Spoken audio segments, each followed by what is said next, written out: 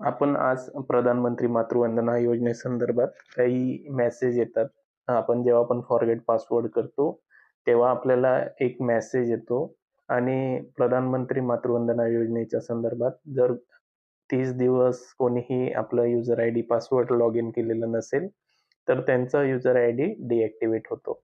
तर अशा वेळेस काय करायचंय, की बऱ्याच वेळेस आपण लॉग इनच करत नाही काही दिवस आणि अचानक लॉग इन करतो किंवा फॉरगेट पासवर्ड करतो, तेव्हा आपल्याला एक मेसेज येतो. इफ जो युजर आयडी असतो, आता सपोज हा सेविकेचा युजर आयडी असेल ANG27513030 535 user ID exist you will received an OTP असा मेसेज आल्यानंतर काय करायचंय, की जेव्हा पण तुम्हाला असा मेसेज येईल, तर तुम्हाला इथे जो आपल्याला युजर आयडी दिसतोय त्याच्या मागे एकतर 4 अंक वाढून येतील किंवा 6 अंक तुम्हाला वाढून येतील. जर तुमचं ग्रामीणचा युजर आयडी असेल, तर तिथे 4 अंक वाढून येतील मागे आणि जर तुमच्या शहरीचा युजर आयडी असेल, तर 6 अंक इथे मागे वाढून येतात.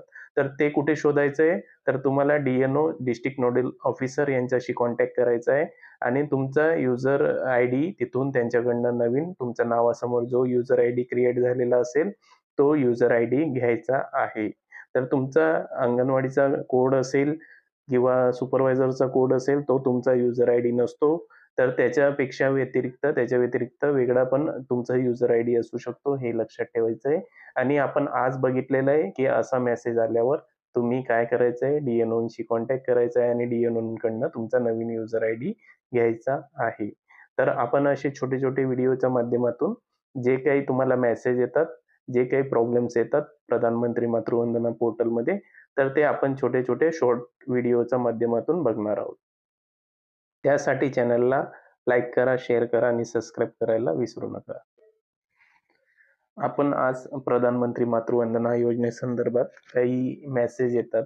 आपण जेव्हा आपण फॉरगेट पासवर्ड करतो, तेव्हा आपल्याला एक मेसेज येतो आणि प्रधानमंत्री मातृवंदना योजनेच्या संदर्भात जर 30 दिवस कोणीही आपलं user ID password log in केलेलं नसेल, तर त्यांचा युजर आयडी डिॲक्टिव्हेट होतो. तर अशा वेळेस काय करायचंय, की बऱ्याच वेळेस आपण लॉग इनच करत नाही काही दिवस आणि अचानक लॉग इन करतो किंवा फॉरगेट पासवर्ड करतो, तेव्हा आपल्याला एक मेसेज येतो. इफ जो युजर आयडी असतो, आता सपोज हा सेविकेचा युजर आयडी असेल ANG27513030 535 user ID exist you will received an OTP असा मेसेज आल्यानंतर काय करायचंय, की जेव्हा